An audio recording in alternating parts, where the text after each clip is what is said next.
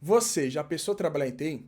Você tem algum colega, alguma amiga, alguma pessoa distante que você vê que trabalha em TI e fica pensando nisso? Ou está até no momento de transição de carreira e acha que o mercado de TI é uma boa possibilidade?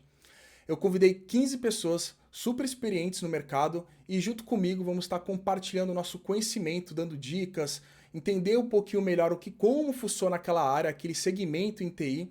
E já fique tranquilo, você pode estar pensando, putz, mas eu não quero código, coisas assim. Vai ter opção de código sim, isso pode ficar tranquilo se for o seu interesse. Se não for, não precisa se assustar. Tem um monte de área em TI que você tem uma imersão muito grande de código, sim. Tem outras que tem muito menos e tem outras que você nem precisa ter essa imersão toda. E tudo isso vai estar explicado nesse vídeo. Então o único ponto que eu peço para você ter um pouco mais de atenção ali, como vai ser um vídeo muito longo, eu deixei no próprio YouTube na edição, você vai ver uma separação por tempo ali. Tanto vai estar no próprio vídeo, né, se você mexer o mouse, quanto na própria descrição. Então fique atento para você escolher exatamente qual a sua curiosidade e que profissão você está imaginando, como funciona aquela profissão, quais são as expectativas. Tudo isso você vai encontrar de maneira bem sucinta para você. Tomara que isso te ajude a tomar uma melhor decisão, então sem mais delongas, bora pro vídeo. Olá, tudo bem? Eu sou Camila Neves, eu sou Head de Produto e Design com mais de 10 anos aí de experiência na área de tecnologia. E se você pensa em trilhar esse caminho em produto, nos próximos minutos eu vou te contar um pouquinho do panorama geral da área, quais são os desafios, as possibilidades e o que esperar aí para quem quer começar essa jornada. Vamos lá? Bom, a área de produto ela é responsável por conectar três dinâmicas principais: necessidades do cliente, oportunidades de negócio e viabilidade técnica. No final das contas, para resumir bem, o produto é responsável por criar soluções viáveis para problemas reais. No dia a dia, a prática de produto ela é bem ambígua. Ela não é nada operacional, onde você vai fazer um caminho trilhado do ponto A ao ponto B, C, D, de forma super estruturada.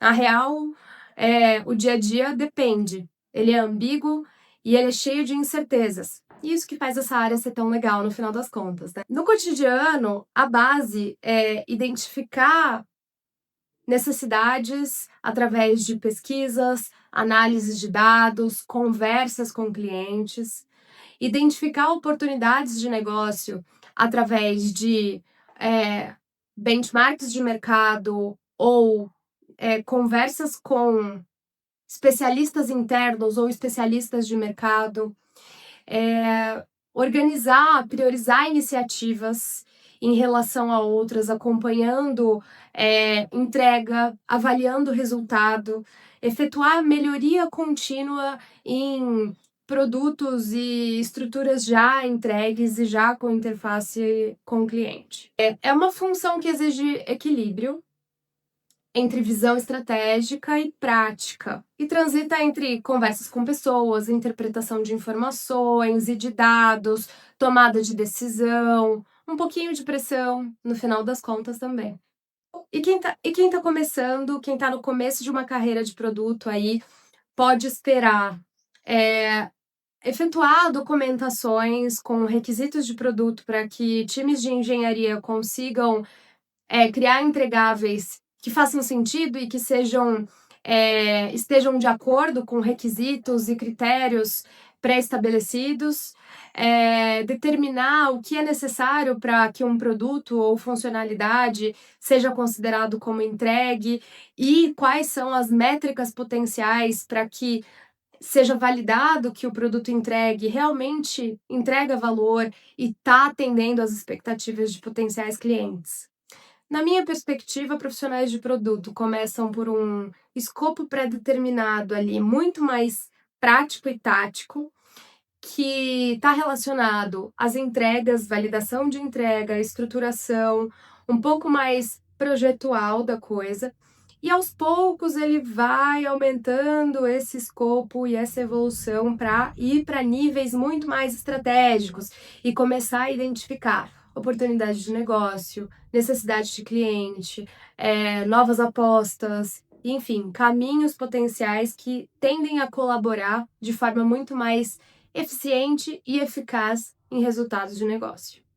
E se você tiver em dúvida sobre quais são as habilidades técnicas básicas para começar na área de produto, na dúvida, Excel, Google Sheets. O mais importante é você ter um bom conhecimento de como estruturar informações e fazer análises básicas com, enfim, algumas fórmulas do Excel e do Sheets. O resto é muito mais soft skill, confia em mim. O que é de soft skill e que é muito mais comportamental no final das contas é lidar com pessoas. Então, tanto com clientes quanto com especialistas internos e pessoas de mercado, além de engenheiros e designers. Você tem que ser influente nesse meio e conseguir organizar ali como essas informações, como esse fluxo de informações do que precisa ser entregue, desenvolvido para o cliente final, tende a fluir dentro dessa dinâmica de uma companhia. E aí não precisa nem dizer que você ser organizado, ter pensamento estruturado, conseguir ser lógico e priorizar até mesmo os caminhos que você, como pessoa de produto, tende a seguir, é super importante, né? É como se você fosse o capitão de um barco e você precisa fazer com que a tripulação acompanhe você para o caminho certo, né? Então você vai direcionar para onde esse barco precisa ir e tem várias distrações no meio desse caminho. Essas distrações, elas não podem atrapalhar nem você e nem a sua tripulação. Você precisa ser muito bom em estruturar potenciais entregas, slots que sejam incrementais, que entreguem valor por si só e que, em conjunto, consigam entregar valor também. Então, é como se você tivesse que chegar em um lugar, mas fazendo pequenas paradas nesse meio do caminho para garantir que você está chegando lá. E o grande desafio está mesmo nesse lugar, né? Onde você precisa viver esse ambiente de ambiguidade e com poucas informações, algumas informações incompletas e ainda assim tomar decisões com base nisso, fazer com que outras pessoas também comprem suas decisões, entregar com qualidade coisas que façam sentido e equilibrar todos esses atores, que são desde os clientes até os especialistas internos e as expectativas de todas essas pessoas enquanto você faz o seu trabalho. E essa geração de impacto e transformação, disrupção, quebra de paradigma e desafio constante é o que faz a área de produto ser tão dinâmica e tão interessante. Então, se você é uma pessoa curiosa, que adora aprender, tem flexibilidade e gosta muito de desafio, de quebrar paradigma, olhar para novas possibilidades de resolver problemas e entender problemas em sua forma fundamental ali para começar a possibilitar soluções incrementais. Se você é orientado a resultado, gosta de trabalhar em equipe, olhar para a quebra de paradigmas e descobrir formas diferentes, inovadoras de resolver determinados problemas e, claro, tá sempre focado no problema raiz, em causa raiz, para propor soluções, a área de produto é para você. Olá, meu nome é Rick Neves e hoje eu estou aqui para falar um pouco sobre o papel do Agile Coach, mais conhecido também no mercado como Agilista ou Scrum Master. Existem várias terminologias, de fato, ali que abordam esse papel incrível que é um agente de mudança dentro das organizações. Bom, falar um pouquinho aqui sobre uma experiência durante aí praticamente 8 anos eu exerci o papel ali, né, de Agile Coach, também indo até num nível de se tornar um head de agilidade dentro da empresa e falar um pouquinho sobre essa disciplina, agilidade, como ela de fato pode transformar as empresas. Quando a gente está falando no papel do Agile Coach, no papel do agilista, no papel do Scrum Master, o foco central que vem dentro desse papel é ele ser um facilitador organizacional e um agente de mudança, ou seja, ele fazer com que os times, as equipes e até a própria empresa né, gerem resultados escaláveis de forma sustentável, que ele consiga trazer de fato retorno, que as equipes sejam organizadas para executar o que a gente chama ali de metodologias ou métodos ágeis ou frameworks. O foco não está nos frameworks nem nos métodos, mas os métodos, né, como o método Kanban, o framework do Scrum, né, outro framework como, por exemplo, os OKRs, que são utilizados para criar as metas ali estratégicas, né, os objetivos e os resultados chaves que vão direcionar a companhia a de fato e a todos a seguir uma estratégia. Esse é o grande papel do agilista, o grande papel ali do Agile Coach. Então existem vários níveis que esse papel pode trabalhar. Eu vou começar falando sobre o primeiro nível. O primeiro nível, essa pessoa pode começar a trabalhar ali com as equipes, com times, tá ok? Então, o que ele vai fazer? Ele vai ajudar as equipes, aos times a performarem da melhor maneira possível e a maximizar o valor de entrega dessas equipes. Ou seja, fazer com que essas equipes entreguem valor o mais rápido possível, da melhor forma possível para o cliente. Um outro nível onde um agilista, um Agile Coach pode trabalhar é no nível tático, saindo do nível operacional, ajudando e apoiando muito a liderança tática ali, né? Falando em times de tecnologia, por exemplo, um gerente de engenharia ou um gerente de produto, a de fato orquestrar suas equipes, organizar e fazer com que ele organize todo o portfólio de demandas que entra ali dentro de um funil e que com essas pessoas, de fato, elas tenham resultados. Então, fazer esse alinhamento tático entre a estratégia e o que vai executar é o papel desse agilista nesse nível tático.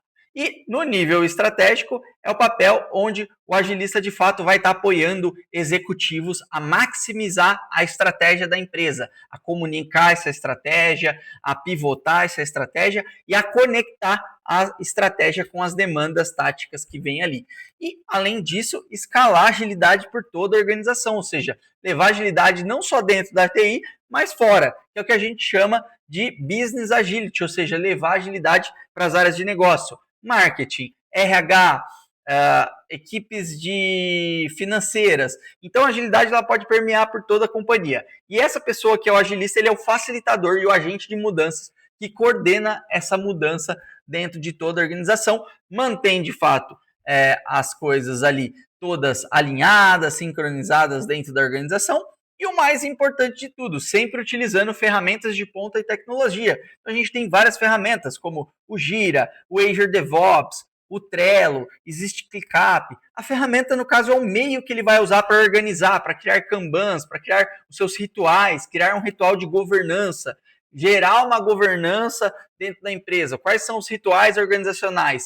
E essa pessoa também, muitas vezes, ela é facilitadora dessas reuniões. Não necessariamente precisa ser ela, mas ela pode fazer esse papel. Então, é um papel importantíssimo dentro das organizações que vai, de fato, ajudar uma organização a sair ali de um status que ela está para levar ela para outro status quo de uma forma sempre evolucionária, não revolucionária, de pequenos em pequenos passos, criando um processo de melhoria contínua. Então, é um papel bem complexo que exige soft skills muito importantes como comunicação, alinhamento, clareza, né? Fazer com de fato as pessoas entendam como funcionam as metodologias. Então, é um papel muito bacana. Agilidade, né, é uma forma aí de se pensar, de como levar um outro formato de trabalho para trabalhar de maneira mais eficiente e eficaz. Espero que tenha esclarecido para você o que esse papel do agilista, Agile Coach, Scrum Master,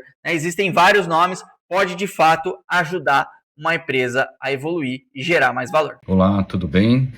Meu nome é Thiago, eu sou gerente de engenharia de software, trabalho já com tecnologia há aproximadamente 20 anos, 23 anos.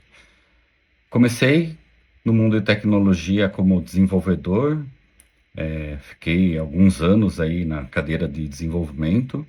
Hoje ainda trabalho com times de desenvolvimento, mas numa posição mais voltada à gestão. E estou aqui para falar um pouco para vocês como que é o dia a dia de um gestor, um gerente de engenharia de software, voltado para desenvolvimento, né? Então, um dos papéis que eu tenho aqui é o olhar em processos, né? E processos não somente processos do time, né? Muitas vezes a gente fala de processos, já remete para metodologias ágeis, processos voltados à agilidade, mas não é só isso, né? Quando a gente fala de engenharia, a gente tem uma extensão um pouco maior na parte de processos, que é o end-to-end, né? Então, desde a concepção ali até o pós-produção, né? Então, a gente olha os processos de desenvolvimento, né? Processos de agilidade, mas também o pós-desenvolvimento, né? Então, por exemplo, um processo ali para monitorias, né, processos de crise, quando a gente tem alguma instabilidade que pode ter um impacto direto no cliente, que pode causar algum prejuízo financeiro. Então, a gente tem toda essa segurança, esses processos, né? Como eu costumo dizer, engenharia é o guardião do produto, né? Engenharia é o responsável por manter a saúde do produto, né? Em termos de disponibilidade, escalabilidade, resiliência, e por aí vai. Um outro papel que eu tenho aqui é a parte também de discover, né? O apoio no discover de novas funcionalidades. A engenharia entra ali uma ótica muito mais voltada para viabilidades, né? Então, viabilidade técnica, se aquilo que está sendo pedido, né? Ou aquilo que a gente está olhando como uma nova funcionalidade faz sentido, tecnicamente é possível. Viabilidade também financeira, né? Se aquilo, o investimento que a gente vai ter, ele é justificável pelo payback que a gente tem. Uma outra visão que a gente olha também voltada ali para viabilidade financeira, capacity e planejamento de entregas, né? Então, o que a gente tem planejado para os próximos meses, pode ser ali a nível de quarter, semestre ou ano, né? E o capacity que a gente tem para fazer esse atendimento do planejamento, né, das entregas planejadas. E as entregas, elas podem ser tanto melhorias de produto como estruturantes, né, que a gente muitas vezes tem dívidas técnicas, alguma coisa nesse sentido. Um outro ponto que é um papel de gerente de engenharia é a parte de orçamento, né. Então, fazemos também todo o controle de orçamento, CAPEX, OPEX, né? CAPEX, que é, para quem não conhece, CAPEX está voltado mais aos ativos da empresa, e OPEX está voltado mais ao operacional, né? Então, fazemos CAPEX, OPEX, orçamento e acompanhamento, né? Se tem algum desvio, aí a gente faz um forecast desse desvio. E um outro ponto muito importante, eu diria que até o mais importante, é a parte de pessoas, né? E pessoas, tanto gestão quanto liderança, né? Gestão é olhando ali dentro do capacity, pessoas certas nos lugares certos, né? E liderança é olhando o PDI das pessoas, né? Como que a gente tira o melhor delas para que elas consigam contribuir com a empresa e evoluir nas suas carreiras, né? E para uma boa liderança também a gente tem a construção de PDI alinhado às estratégias e metas da empresa, né? E também proporcionando esse espaço para crescimento, né? Não adianta a gente cobrar uma pessoa de crescer sem dar essa oportunidade, esse espaço para ela. Bom, basicamente é isso. Espero ter ajudado, esclarecido e tamo aí. Abraço.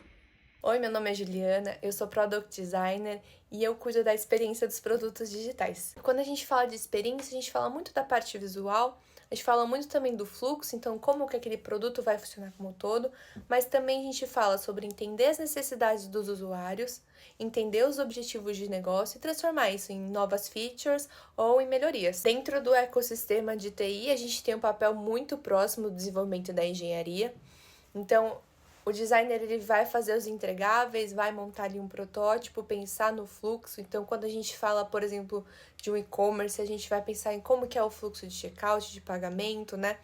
E aí o TI vai desenvolver aquele produto e vai colocar na mão do usuário final. Então, sim, o designer acaba sendo muito próximo do desenvolvimento da galera de TI, porque também a gente precisa pensar no que é possível ser feito, no que a gente tem, né, disponível de tecnologia, para ir pensar na melhor experiência possível, mas também factível. Quando você entra num time sendo júnior, eu acho que a tendência é que você entenda um pouco mais sobre os processos de design que existem dentro daquela empresa, né, se existirem, entender um pouco mais sobre o produto também, né, e se tiver uma pessoa mais sênior, provavelmente ali vai ter alguém ali para te guiar no seu dia a dia. Acho que é muito comum também no início que você pegue demandas mais simples, não muito complexas, então pequenos ajustes, para você ali pegando o mesmo dia a dia até você evoluir, se acostumar ali com os processos e entender melhor qual que é o negócio que você está trabalhando. Acho que no início da sua carreira você tem que saber o básico. Quando a gente fala de básico, a gente fala de ferramental, então saber um pouquinho de Figma é importante.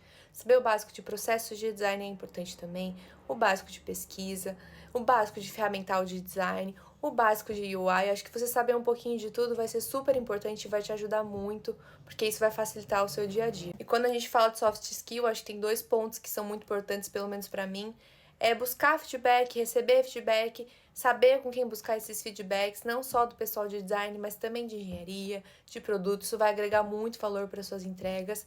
E o segundo ponto para mim é ser curioso. Parece um pouco clichê, mas você está entrando numa área nova, você está entrando numa empresa nova, com um negócio novo. Então a curiosidade vai te ajudar muito a entender o negócio, vai também agregar muito valor no final das suas entregas.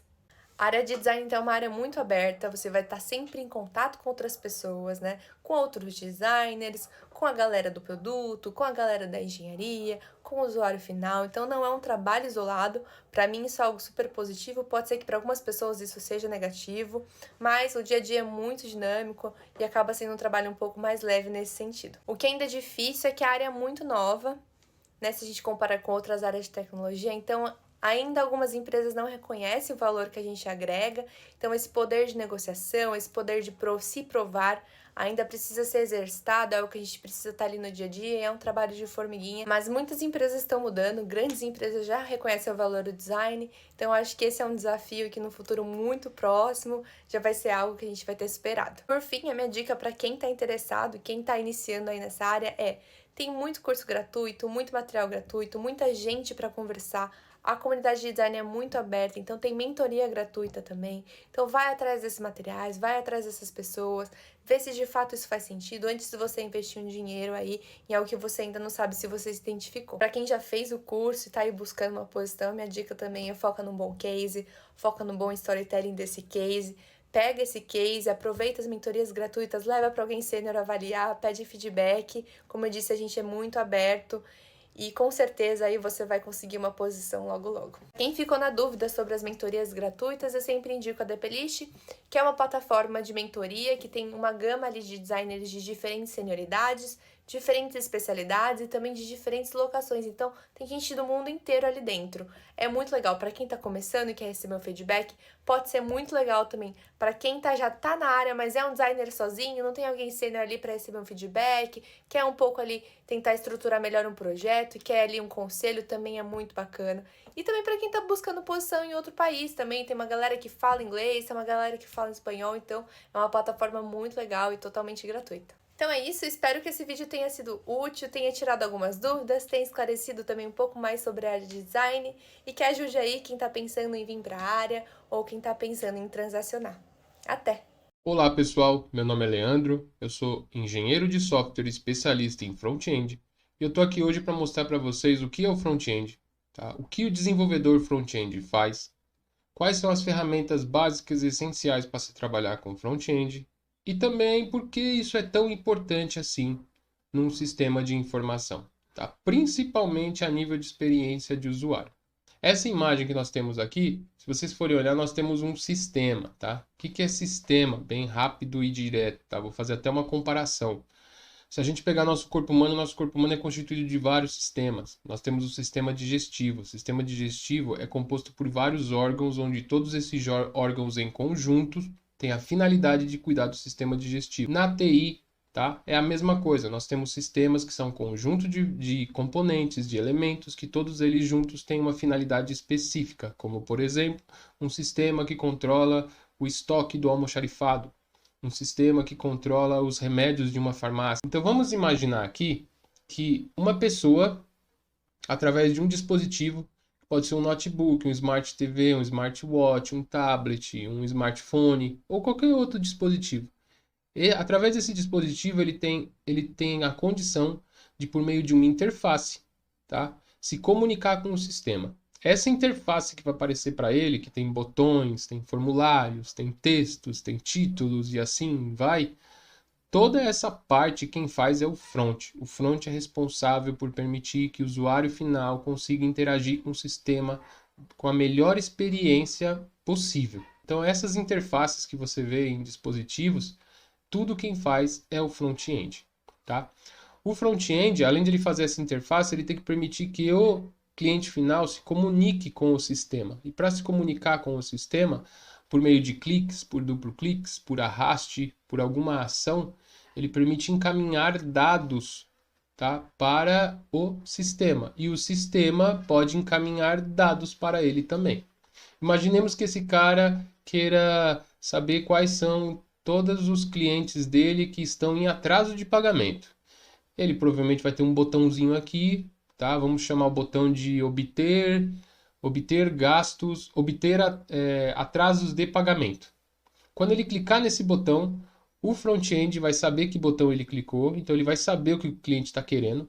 Ele vai solicitar para o back. Back, eu preciso que você me traga todos os clientes que estão em atraso de pagamento. O back vai até o banco, vai procurar esses clientes, vai pegar eles, vai processar, vai entregar para o front e o front vai pegar esses dados e vai mostrar para o usuário da melhor maneira possível, com o melhor visual possível. Se vocês olharem aqui, o front tem a finalidade de se comunicar com o cliente final e ao mesmo tempo ele também tem a finalidade de se comunicar com o back. Ele é a ponte entre essas duas áreas aqui, tá bom? Para que ele consiga fazer isso, ele vai precisar de três elementos principais, três ferramentas principais que são as essenciais para quem trabalha com front: HTML, CSS e JavaScript. O HTML vai cuidar da estrutura, da casca da tela. O CSS vai melhorar a interface, melhorar a formatação, posicionar os elementos da maneira melhor possível. E o JS vai permitir essa interação, vai permitir que ele faça essa comunicação. Para mostrar isso aqui para vocês, eu vou dar um exemplo prático, tá? É prático, mas não é via código. Vocês não vão ver código, vocês vão ver o efeito final, tá? Na tela. Então eu vou mostrar aqui para vocês uma aplicação, que é esta aqui. É uma aplicação que, se vocês forem olhar aqui, tá bem feinha, né? Por que ela tá feinha? Porque aqui só tem HTML. O HTML é isso, cuida da estrutura, colocou títulos, colocou os links, bolinhas, colocou subtítulos, caixas de textos, formulários e assim vai. Eu vou pegar essa aplicação agora, não importa como, tá? Eu vou colocar nela a formatação. Eu vou embutir aqui dentro o CSS. Quando eu atualizar, ele vai ler o CSS e vai mudar a estrutura.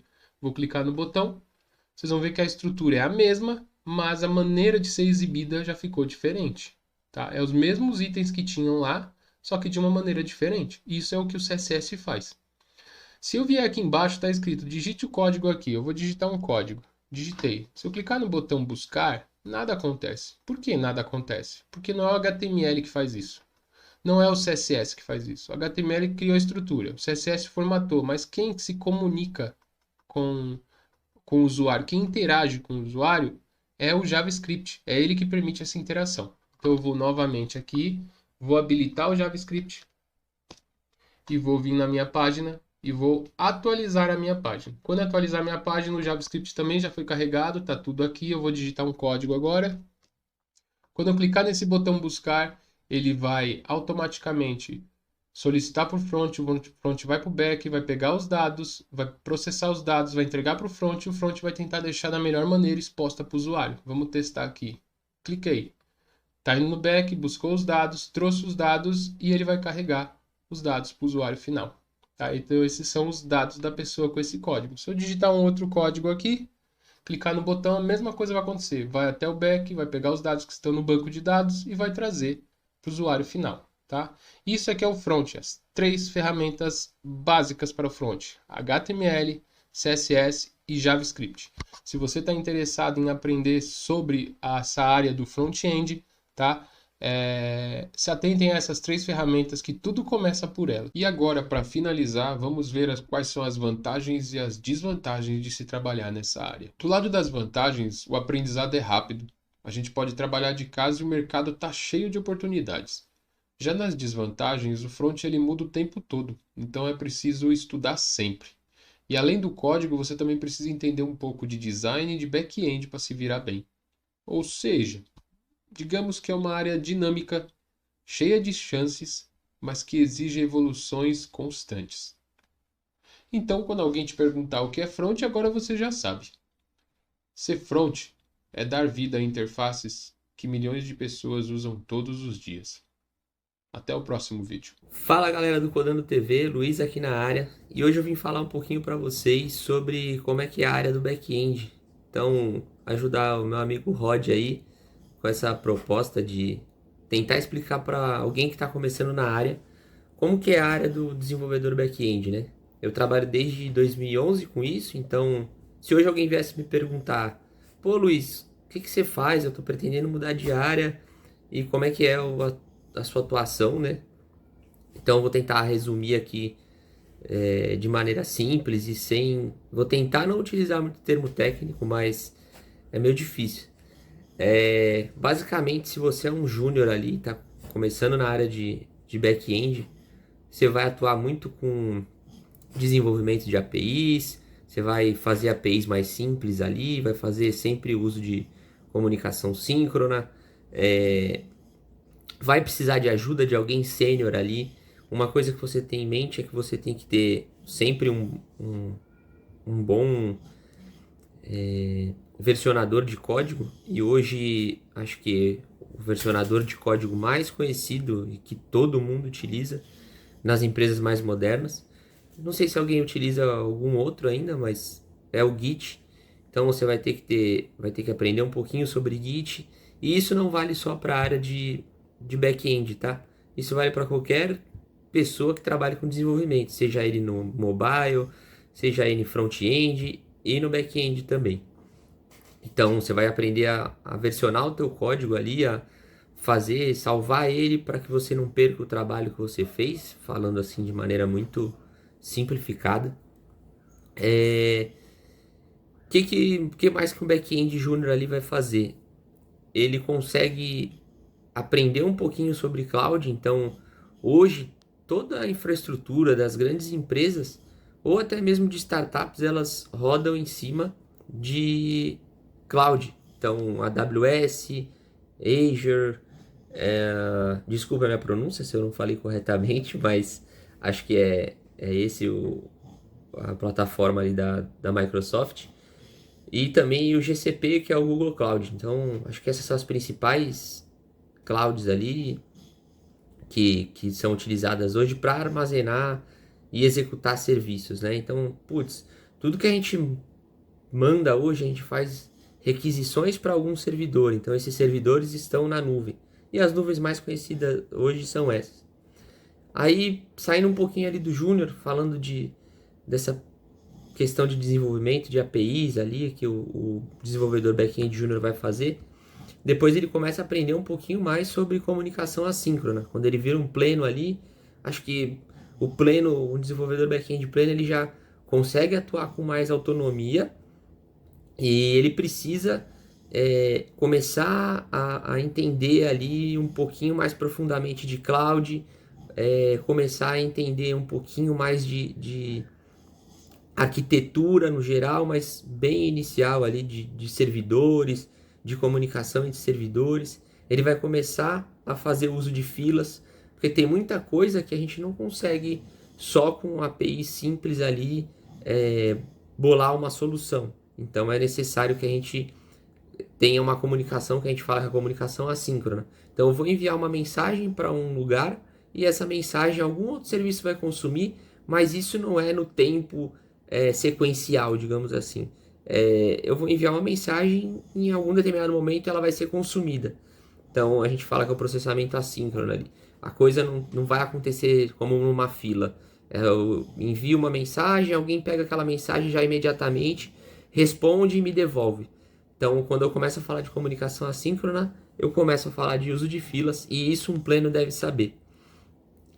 E aí, no caso de um sênior, o sênior ele já tem o conhecimento, ele já desenvolve as atividades dele de maneira com extrema autonomia, ele auxilia outros desenvolvedores da equipe, não só com regras de negócio, mas como é uma pessoa mais experiente, ele vai auxiliar com regras de negócio, ele vai auxiliar com tecnologia, configurações, ele tem soft skills ali que ele tem que entrar em determinadas reuniões para poder justamente pegar ali com figuras de pessoas de negócio e saber transformar aquilo em código. Então, esse é o papel do sênior ali. Ele começa a ter um papel um pouquinho mais estratégico dentro do desenvolvimento back-end ali. Em resumo de tudo isso que eu falei, eu tenho pouco tempo para falar. Basicamente, o desenvolvedor back-end ele atua com dados ali. Existem outras tecnologias dentro do desenvolvimento back-end, como o GraphQL, tem o APIs REST, tem alguns serviços mais antigos que utilizam outras tecnologias baseadas em XML. Depois procurem aí nos estudos de vocês o que é o XML. E o conselho que eu dou para quem está entrando na área cara, acho que para qualquer segmento que a gente tenha dentro de TI, de computação, é sempre estudar. Estudar e se atualizar. Então, código e desenvolvimento de coisas a gente não aprende só vendo vídeo. Eu costumo aprender muito fazendo alguns projetos de desenvolvimento. Pego alguma ideia, eu quero aprender sobre o uso de filas, eu quero aprender sobre API. O que é uma API? Eu vou lá, procuro o curso e começo a estudar aquele curso e eu desenvolvo alguma coisa depois sem a ajuda do curso para ver consolidar o que eu aprendi. Então aí eu começo a assimilar as coisas na minha cabeça. Então o conselho é esse: sempre estudem e coloquem aquele estudo em prática. Desenvolvam algum projetinho, coloca no GitHub, procurem também o que é GitHub, se você não sabe. Mas é isso, galera. Acho que tentei resumir aqui de forma muito rápida o que é o desenvolvimento back-end. Espero que vocês tenham gostado e boa sorte aí na jornada de vocês. Abraço. Finalmente chegamos ao desenvolvimento mobile. Eu sou o Rod do Codando TV e eu vou estar passando toda a minha experiência nesse curto intervalo de tempo. Então, absorva bem, respira e tenta entender com um pouquinho mais calma para você também poder criar sua própria experiência. Eu estou falando isso no de mobile, mas isso vale para todos os segmentos aqui que você está vendo no vídeo. Se você precisar revisitar algum conteúdo, o YouTube tá aí, tá de graça, é só você ver. De graça não tá, digamos assim, eu quero um like, me inscrever, mas tirando isso, fique à vontade para você desfrutar o máximo de informação possível. Na parte de mobile, podemos dividir em dois grandes subníveis. O desenvolvimento nativo, que tem Android e iOS, e o desenvolvimento cross-plataforma, que eu vou falar tem um monte de opção, tá? Mas eu vou falar os três principais que você vai estar vendo aí no mercado para você estar trabalhando. Que é o Flutter, o React e também, não sei que época você está vendo esse vídeo, o Kotlin multiplataforma. Mas antes de entrar na especificação de cada uma delas, vamos falar um pouquinho do desenvolvimento mobile e o que você vai encontrar nessa área. O desenvolvimento mobile, ele tem muitas vantagens, né? Por exemplo, eu acho, pelo menos. Você sempre está mexendo com coisas do celular, é algo que todo mundo acaba tocando, é palpável o seu desenvolvimento. Eu acho isso muito bacana, tá? Então o fato de você fazer alguma coisa e estar na palma da sua mão e isso refletir diretamente, isso é muito legal. E provavelmente, não importa onde você trabalhe, né? Mas provavelmente onde você vai estar trabalhando, você vai estar influenciando as vidas das pessoas. Eu sei que todas as áreas de desenvolvimento influenciam, mas o seu papel, digamos, é o principal ali, né? Porque ele está no próprio dispositivo da pessoa. Isso eu acho muito legal, muito bacana e dá um tom de modernidade muito grande, tá? Porque no mobile também, uma coisa que não sei se é muito comum as pessoas falarem, entra qualquer outro tipo de hardware que interaja com o celular. Relógio, TV, até os carros ali hoje em dia também. Tem um monte de opção que tudo que tem a ver com isso é o ramo e o segmento de desenvolvimento de mobile. Mas também não é só maravilhas que tem em desenvolvimento mobile não, tá? Tem muita coisa boa, tem bastante documentação. A do Google mesmo, que ajuda muito na parte tanto do Android e no Kotlin multiplataforma. A da Apple também tem uma documentação, até acho que a documentação do Google é um pouco melhor. React, Flutter também tem documentação, então documentação que não vai faltar. Então se você não tem, digamos, muito recurso para estar investindo nessa área, fique tranquilo. Entra no site da documentação do própria plataforma que você está querendo, você consegue tirar de letra ali e estudar muito bem para você estar começando, pelo menos, saber onde está pisando na área do mercado aqui em mobile. O único problema que eu vejo muito grande, não só das empresas que contratam, é que eu não acho tão acessível para entrar da área de mobile, que fica muito estranho às vezes falar isso, né? Mas as empresas ela têm muito interesse em já querer contratar um cara pronto, um júnior de 10 anos ou coisas assim do gênero. Óbvio, não estou generalizando, nem todas as empresas são assim, mas as que eu vejo, as que eu converso, eles acabam exigindo muito para um desenvolvimento mobile de entrada. E eu já aviso, você tem que ter um pouco de paciência, que o desenvolvimento mobile para entrada, ele é muito ruim. Se for pensar num gráfico, para você começar a estudar, digamos, eu vou fazer assim com o para ver se ajuda. Você tem uma curva de aprendizado muito grande, só que eu te garanto, tá? Se você insistir, persistir e conseguir quebrar essa barreira, você vai chegar num bom platô durante um bom tempo, porque o desenvolvimento mobile, pelo menos algumas coisas que você vai acabar mexendo em sentido de conceito, não vão mudar muito. Tem outra coisa que muda muito, que já vou falar, mas não muda tanto. Então você tem meio que um platô ali, aí você tem que forçadamente sempre quebrar um pouquinho a barreira para você subir mais uma escadinha. Isso vai ser para todas as áreas de TI, mas a de mobile eu acho que é um pouquinho mais gritante isso, porque a entrada é muito dolorosa, só que é recompensador depois, tá? Esse é o meu ponto de vista nisso. Um ponto que eu queria comentar, que também não é muito bom de mobile, eu vou falar com as coisas assim para deixar as coisas boas no final, tá? É que quem trabalha com Android, conhece Flutter, KMP, não importa. Todo ano tem novidade. Isso às vezes acaba sendo um pouquinho de um saco. Coisas que eu trabalho ou fiz vídeo do canal, sei lá, 2 anos atrás, ou que eu trabalho há 5 anos, eu não uso mais. Lembra que eu te falei do platô? Também na terra arrasada, porque muito conhecimento não, né? Muitas coisas que você estuda antes acaba complementando com as coisas novas que vêm de Android ou vêm de iOS, por aí vai. Só que todo ano, a cada 2 anos, pelo menos, fique atento que você vai ter que estudar. Aí você pode falar, não, mas toda área tem que estudar, toda área de tecnologia, um médico tem que estudar todo ano. Sim, mas imagina você, cada 2 anos, você começar a terra arrasada de novo e começar do zero. Óbvio, né? Se você tá jogando um jogo ou você tá fazendo alguma coisa, a primeira vez é dolorosa, mas se depois recomeça de outra forma, você já fica mais esperto. Esse talvez seja o ponto principal para você não desanimar caso você venha para mobile. Se você conseguir consolidar bem os seus conceitos, ainda mais os mais básicos, que eu vejo que muita gente acaba pecando, qualquer tecnologia que sempre vem na frente, você consegue fazer uma associação. Pô, tem um Flow ali, mas pô, já trabalhei com RX, pô, é parecido. Então tem algumas tecnologias que são bem vantajosas para você estar aprendendo e você vai com certeza usufruir e aproveitar para as seguintes. Agora entrando em cada nicho de desenvolvimento, eu vou dar algumas dicas, algumas percepções para você ter quando você for pensar em entrar na área. Desenvolvimento Android, para você que não sabe, ele é apoiado pela Google. Então tem bastante documentação, na minha percepção. É um desenvolvimento mais fácil para entrada. Você não precisa de aparelhos, estou falando seu mesmo para estudo, muito robusto para isso. O Flutter também é um outro também apoiado pela Google, mas entra no nicho de cross-plataforma, mas também tem bastante documentação e a entrada também é mais tranquila no sentido de recursos, tá? De investimentos que você tem para aquela área. E o KMP também. O caso do iOS é um pouco mais difícil, eu acho, pelo menos na parte de entrada. Se você não tem muito investimento, você vai obrigatoriamente ter um Mac para trabalhar e ter um iPhone para trabalhar. Então, se você somar os dois, você já vai ver que é uma quantia um pouco alta para você já começar numa área. Mas também, ó, todas têm muito valor e todas recebem muito bem. Então, indo para as vantagens de mobile, é uma área que eu acho que paga muito bem. Tá? Pelo menos ela é bem remunerada comparada aos outros segmentos, do meu ponto de vista. É uma área que, eu não sei porquê, eu acho que é por causa da entrada, que é um pouco mais dolorosa. Não tem muita gente, então é uma área um pouco...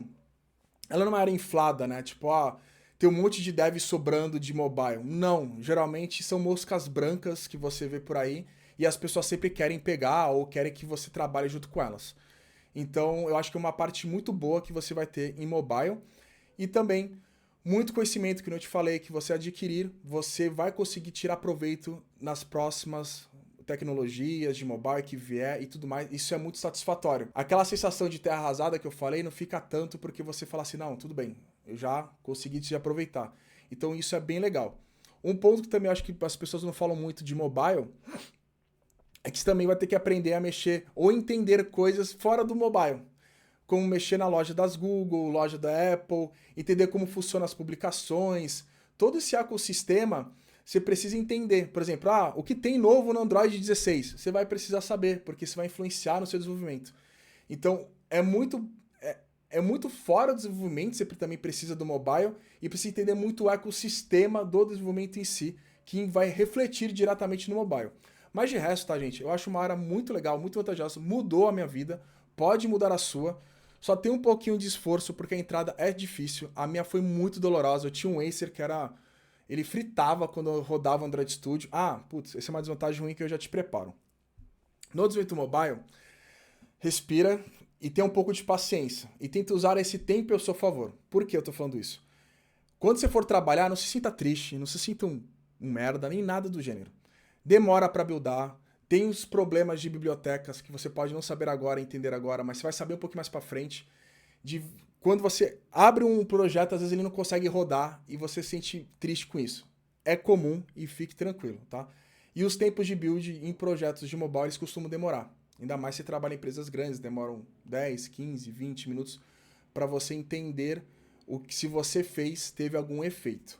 Então, com isso, você pode tirar proveito em ler documentação, estudar um pouco. Então, você pode fazer algumas coisinhas ali no mobile que pode te ajudar bastante. E um perfil que eu já falo, que eu acho que todos os desenvolvedores mobile têm, é que a gente tem que trocar de escopo muito rápido, né? Porque às vezes o build demora tanto e você não vai ficar esperando, você faz outra coisa, depois você volta, tem que pegar o raciocínio rápido. Então acho que é uma percepção também que eu acabo vendo no dia a dia que a gente acaba sofrendo. Acho que esses foram os pontos que eu queria passar para você. Sobre o desenvolvimento, fica a critério de escolher qualquer uma dessas opções, das 5 que eu falei, são oportunidades que você tem de mercado, mas dá uma pesquisada no LinkedIn, vê qual dessas está mais borbulhando, tá? As cross-plataformas, não falei muito, que eu vou falar agora só um adicional, elas são, digamos, o que toda empresa quer. Lembra que eu falei que separei Android e iOS? Imagina você fazer tudo isso em uma única linguagem com uma única base de código. É isso que o Flutter, o React e o 4 multiplataforma proporciona para você. Então você também pode talvez ir para esse segmento para ganhar mais atrativo para algumas empresas que estão iniciando, ou startups ou coisas do gênero, para depois tomar uma decisão um pouco melhor em que área você vai querer o desenvolvimento mobile. Beleza? Tomara que tenha ajudado e não deixe de ver os outros, porque tem pessoas fantásticas aqui passando conhecimento para vocês. Fechou?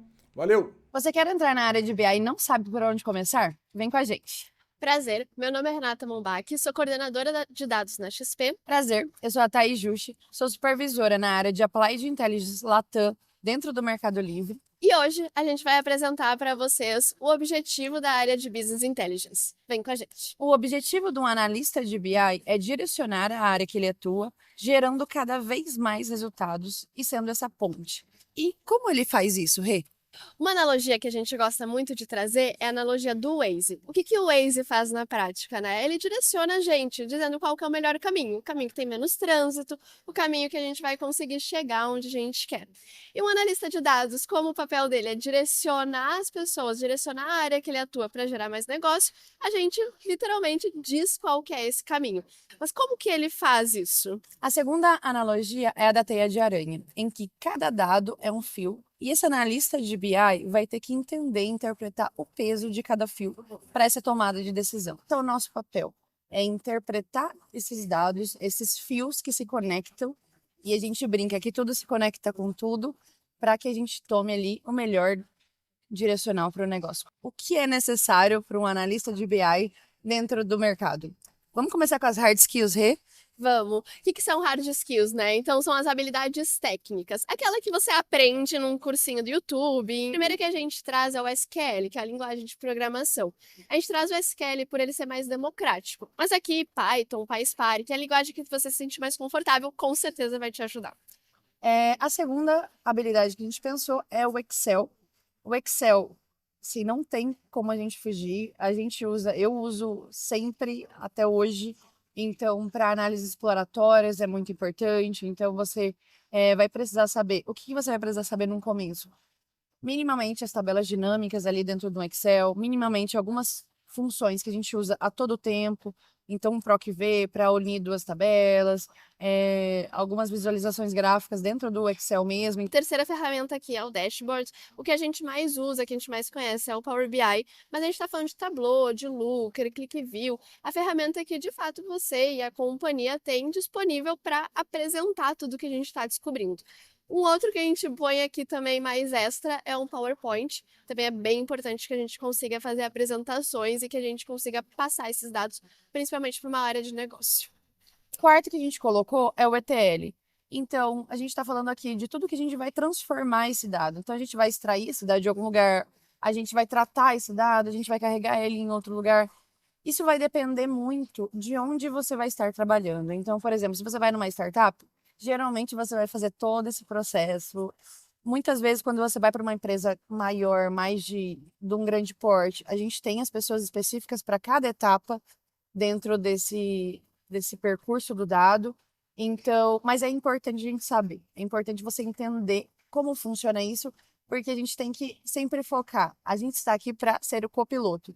Se não tem esse dado, a gente tem que buscar esse dado de alguma forma, a gente tem que transformar esse dado, a gente tem que ser esse protagonista. Até agora que a gente falou das 4 hard skills, né, dos conhecimentos técnicos, a gente vai falar um pouquinho também de comportamento, né? Então, habilidades comportamentais, assim, que são importantes da gente ter. A primeira que a gente vai trazer é curiosidade. Então, sim, é muito importante que a pessoa de dados seja uma pessoa muito curiosa. E quando a gente fala curiosidade, é desde a curiosidade do dado, o que aquele número está querendo me dizer, se aquele número é grande, é pequeno, qual que é o caminho, o que ele está querendo me responder. Até a curiosidade de entender onde que a gente está, qual que é o negócio que a gente está atuando, quais as áreas que a gente trabalha. O segundo que a gente traz é muito conectado com esse primeiro, que é o raciocínio lógico. Então, se você tem uma hipótese, por exemplo, que vem dessa curiosidade, a gente precisa depois quebrar essa hipótese que a gente fala muito dentro da área de BI. Então, eu acho que a gente vende mais no Natal, por exemplo, isso é óbvio, né? Então, aí a gente vai quebrando isso, mas por que a gente vende? Como funciona? Quem são os clientes? Como que a gente pode melhorar isso? Como que a gente pode vender mais? E a terceira que a gente traz aqui é comunicação. Então, também não adianta nada a gente tirar análises super legais, a gente fazer um dash muito bonito, a gente ser curioso, e a gente não conseguir passar isso, a gente não conseguir apresentar isso. E como a nossa área, mais uma vez, recapitulando, é uma teia de aranha, é um direcionador, a gente precisa saber direcionar, a gente precisa saber se comunicar. E o quarto, que a gente não acha que é cereja de bolo, é essencial, é a atenção aos detalhes. Então, ser cuidadoso ali ao passar uma informação, como a Rê falou, numa boa comunicação é essencial, porque assim como ali, voltando no Waze, se a gente receber 4 caminhos errados do Waze, será que a gente vai continuar usando o Waze ou a gente vai procurar o Google Maps, agora outra ferramenta ali, porque a gente perde a credibilidade. Então, toda vez que a gente vai apresentar um dado, a primeira pergunta é: faz sentido?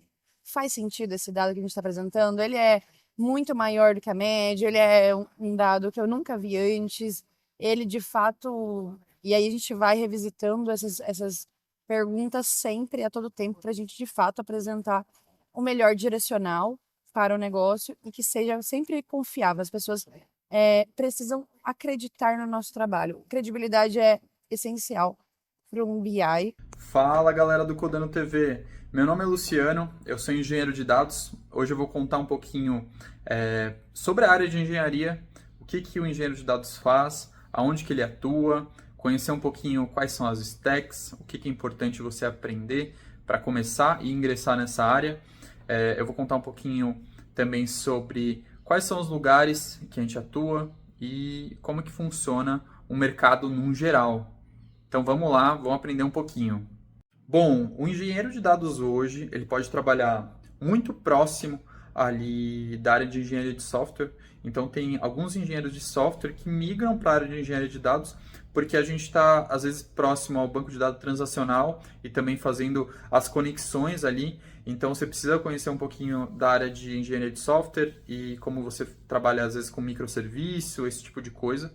Mas também você pode trabalhar muito próximo à área de negócio, disponibilizando informação, e também com a área de ciência de dados, para modelos preditivos, esse tipo de coisa. Então você pode atuar desde o início, lá com a camada, trabalhando bastante com dados muito crus, até a camada mais especializada, muito próxima à camada Gold, ali, que o pessoal conhece um pouco no mercado, disponibilizando essa informação ali para áreas estratégicas e esse tipo de coisa. Então você pode atuar de ponta a ponta, né? E no meio disso a gente tem várias stacks também que você pode começar a conhecer para ingressar nesse mercado. Bom, o que você precisa para começar na engenharia de dados? Um ponto principal é o SQL. Então, hoje tem muitas pessoas que falam que ainda o SQL é uma linguagem que está caindo, mas ainda hoje você consegue conversar bastante com a área de negócio, com SQL. A área de negócio está começando a trabalhar um pouco com isso, os executivos, esse tipo de coisa. Então, é uma linguagem que é muito performática e é muito fácil de você aprender. Então, para você trabalhar ali com banco de dados transacional, com data warehouses, ainda o pessoal utiliza bastante, né? e até dentro em nuvem mesmo, independente da nuvem que você utiliza, muitas vezes você vai precisar para conseguir fazer as transformações que você precisa, esse tipo de coisa, e o SQL é uma coisa que é muito importante você ter. A outra parte é a parte do Python, porque o Python hoje ele cresceu bastante dentro da área de engenharia de dados, então você vai poder trabalhar ali com PySpark para fazer transformação de informação, esse tipo de coisa, mas ele basicamente vai ser seu canivete suíço. Então, para tudo que você precisa, para fazer conexões entre serviços, para você fazer transformações, para você fazer extração de informação, para você disponibilizar, isso o Python vai ser muito importante para você. Então, acho que essas duas linguagens é o principal para você aprender, para começar a trabalhar. Depois que você aprendeu, no geral, do Python, você pode aprender ali a parte de PySpark, que é uma linguagem que já tem alguns anos, mas cada vez mais está sendo pedida pelo mercado em relação ao, por exemplo, tem o Databricks hoje, que você consegue trabalhar direto ali em PySpark. Tem a parte da AWS, bastante coisa no Glue, que você utiliza ali o PySpark para poder fazer transformação. E nisso você interage muito bem com Python, né? Então, no geral, essas duas linguagens que você precisa. Um outro ponto é você conhecer também das nuvens, né? Então, tudo que é em cloud, independente da nuvem que você for trabalhar, porque elas são muito próximas, mas, por exemplo, hoje, se você for trabalhar com a AWS, que é a nuvem ali da Amazon, você vai ter muitos serviços similares ali dentro da Azure, ou então dentro do GCP, né? Então, independente, é importante você conhecer uma nuvem específica. Eu recomendo você aprender bastante sobre a AWS, porque hoje uma boa parte do mercado está com a AWS, então para você conseguir mais vagas, esse tipo de coisa, vai ser um pouco mais fácil. O que você precisa aprender sobre nuvem? Bom, o principal, acho que se você conseguir tirar a sua primeira certificação, você já vai englobar tudo o que você precisa para o mercado, conhecer bastante sobre a parte de custos, os principais serviços que são utilizados. Isso já vai te ajudar muito e vai te facilitar bastante, né? Um outro ponto para a área de engenharia de dados também que é importante é você conhecer modelagem de bancos de dados, né? Então, conhecer como que você consegue deixar um sistema bem performático para você justamente conseguir atuar e disponibilizar a informação da melhor maneira possível. Eu acho que numa stack geral é isso que você precisa aprender. SQL, Python, se você puder aprender depois o PySpark, uma nuvem, eu recomendo a AWS, mas pode ser qualquer uma. Se você for tirar sua certificação, você já vai aprender e já vai ter um apunhado geral. Tá bom? Então, acho que é isso. A área de engenharia de dados, o que você precisa para migrar. Então, para você que gosta da área de estratégia, você gosta também da área de programação, é um caminho que você consegue ter um meio termo, né? Então, vai englobar e vai ter vários tipos de perfis aqui dentro da engenharia. Então, beleza. Então, é isso, Codando TV. Espero que vocês tenham gostado, que tenham facilitado um pouquinho conhecer sobre a área de engenharia de dados. E se vocês quiserem, pode se conectar comigo. Valeu, pessoal. Tchau, tchau. Olá, tudo bem? Meu nome é Rick Neves. Eu vou falar aqui um pouquinho sobre uma profissão muito nova no mercado e que, de fato, está trazendo aí muita oportunidade, que é o gestor de automações e agentes de IA. O que o gestor de automações e agentes de IA faz, basicamente? Bom, é uma pessoa que conhece muito sobre IA generativa, muito sobre como criar processos de inovação e, de fato, ali aumentar o ROI e a eficiência operacional dentro das organizações, e é a pessoa que orquestra os agentes de IA e as automações. Bom, existem hoje muitas ferramentas que ajudam a gente a orquestrar esses agentes de IA e automações. Você tem Creo AI, LangChain, NHN, você tem o Make, você tem Zapier, você tem várias ferramentas que ajudam você a trabalhar com automações e agentes de IA. Então, é muito bacana, hein? E esse profissional ele tem que ter um conhecimento muito interessante sobre algumas tecnologias, algumas abordagens de IA generativa, como, por exemplo, falando sobre técnicas de prompt engineering, ou seja, fazer engenharia de prompts. Basicamente, é o cérebro ali de um agente de IA, né, onde você, de fato, tem que construir em linguagem natural mesmo, né, todos os comandos, né, colocar todos ali o contexto para que um agente de IA atue e ele seja, de fato, ali um funcionário que está trabalhando junto dentro das organizações. Essa profissão está crescendo bastante, é uma pessoa que tem que ter bastante conhecimento ali, né, como eu falei, nessas ferramentas, em prompt engineer, aprender a fazer o que a gente chama de de RAG, que é basicamente uma base de conhecimento desses agentes de IA, aprender a trabalhar ali com o conceito de LangChain, aprender a trabalhar com vários conceitos de inteligência artificial. E por que essa profissão ela está se tornando tão grande? As empresas estão passando por um momento onde a eficiência operacional importa muito, a produtividade, de fato, ela importa muito. A gente está trabalhando num contexto hoje, no mundo, onde as informações são muito rápidas, a quantidade de informações são muito grandes para um ser humano processar. E é aí que entra a automação, é aí que entra os agentes de IA, é aí que entra esse novo papel da pessoa que faz a governança e orquestra esses agentes de IA e cria isso dentro das organizações. Ou seja, os agentes de IA e as automações, elas não vieram simplesmente para substituir alguns papéis. É lógico, alguns cargos, alguns papéis vão morrer, e a inteligência artificial vai substituir, mas de fato ela veio para potencializar muitas profissões para ajudar no dia a dia. Então é o que eu sempre falo, você ter um agente de IA, você ter uma automação, é para cuidar de toda essa complexidade que a gente tem hoje no ambiente, essa quantidade de informações que a gente precisa lidar no dia a dia e cada vez mais a gente ter tempo de fato para focar no que realmente importa. Você coloca um agente de IA, que é como se fosse um funcionário, que tem uma responsabilidade e um escopo específico definido para fazer aquele serviço para você. Então ele elimina tarefas manuais, ele elimina aquele processo moroso, a burocracia que de fato toma o nosso tempo, fazendo com que a gente foque no que realmente importa. Então essa pessoa que é o gestor de automação e de agentes de IA é um papel crucial, porque cada vez mais isso vai estar pulverizado dentro das organizações. E aí é o que eu sempre falo. Quem vai ser as pessoas que vai cuidar disso? Porque uma coisa é você criar um agente de A, 2, 3. Outra coisa é quando você começa a ter 100, 200, 500, 600. Então você vai precisar ter pessoas para orquestrar esses agentes, manter esses agentes, ter uma técnica que a gente chama de observabilidade, observar se esses agentes estão performando, se eles não estão alucinando, que é algo que acontece na IA, ou seja, entender se esses agentes de fato estão fazendo aquilo que eles se proporam a fazer e não estão saindo do escopo deles. Quem faz isso acontecer, quem está observando, é o gestor de automação e agentes de IA. Então é uma profissão que vem vindo aí muito forte, então é uma pessoa que tem que conhecer muito sobre IA generativa, prompt engineer, ferramentas de automação e gestão. Eu citei alguma delas aqui, existem várias outras no mercado, e é uma profissão que com certeza vai se estabelecer aí nos próximos anos no mercado e nas grandes organizações. Oi pessoal, tudo bem? O meu nome é Felipe Simões, eu sou analista de qualidade, e esse é um papel também conhecido como QA, ou analista de testes. O analista de qualidade é um profissional que vai trabalhar junto com o time de desenvolvimento e com o time de produto para que um resultado seja um software entregue com qualidade e que qualidade nesse sentido signifique tanto um sistema que funcione corretamente como um sistema que funcione dentro das expectativas do negócio.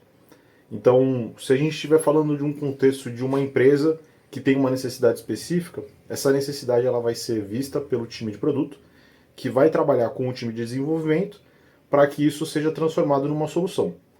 Essa solução, para ser bem desenhada e bem entregue, que tem um funcionamento, um comportamento dentro do esperado, ela precisa passar por um ciclo, que é conhecido como o ciclo de desenvolvimento de software, em que tudo começa com a necessidade sendo trazida para o time. Muitas vezes essa necessidade é chamada de funcionalidade, e essa funcionalidade ela tem que atender certos critérios. Para garantir que o time de desenvolvimento vai conseguir entregar um resultado dentro do que era esperado e desejado pelo time de produto, entra o papel do analista de qualidade, que é uma figura que tanto vai ter conhecimento sobre o funcionamento e as regras de negócio do sistema, quanto vai conhecer um pouco de desenvolvimento, o suficiente para que ela consiga contribuir para que ambas as partes se comuniquem e entreguem de maneira coesa. O analista de qualidade, ele também é conhecido como a pessoa que tem um pouco mais de conhecimento com relação a testes, E esses testes são de fato, executar funcionalidades dentro do que o sistema se dispõe a fazer. Com o conhecimento que a gente tem, tanto de desenvolvimento, de comportamento do sistema, de software, com a necessidade de negócio, a gente consegue buscar que a necessidade do produto ela seja entregue com a qualidade que se espera como um produto final. O que significa que a gente vai trabalhar levantamento de requisitos, escrita de testes práticos, automação de cenários de teste. Então, fazer pequenos pedaços de código serem executados de forma automatizada para que a gente não tenha que fazer mecanicamente, manualmente, testes repetidos que vão consumir tempo e esforço do time de qualidade. Para a gente se tornar um profissional da área de qualidade, a gente tem que pensar que são necessárias algumas habilidades. A primeira seria a soft skill de você ter boa comunicação e atenção aos detalhes. Então, se você é uma pessoa que naturalmente é curiosa, gosta de fuçar, mexer no sistema, entender como as coisas funcionam, você é alguém que também entende um pouco mais sobre desenvolvimento, além do que um usuário comum, você tem a curiosidade de saber como as coisas acontecem, como elas funcionam. Não necessariamente você precisa ser um desenvolvedor, mas você tem que entender um pouquinho do que é desenvolvimento de software e buscar conhecimentos que sejam úteis para a disciplina de qualidade. A disciplina de qualidade ela envolve, como eu falei, conhecer testes, saber como esses testes são executados em diferentes camadas dentro do desenvolvimento de software e fazer testes exploratórios, coisas como descobrir como o sistema se comportaria se você fizesse tal coisa, como o sistema se comporta se você estressar ele demais, se você tiver vários usuários simultâneos, se você fizer um fluxo que é um pouco inesperado, se você não for capaz de satisfazer necessidades práticas num fluxo do sistema, como isso acontece.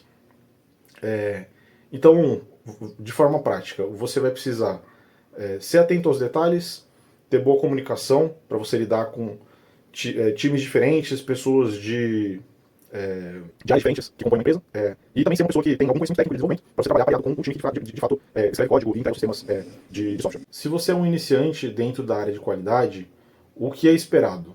Que você consiga entender diferentes camadas de teste dentro de um ciclo de desenvolvimento ou para diferentes sistemas.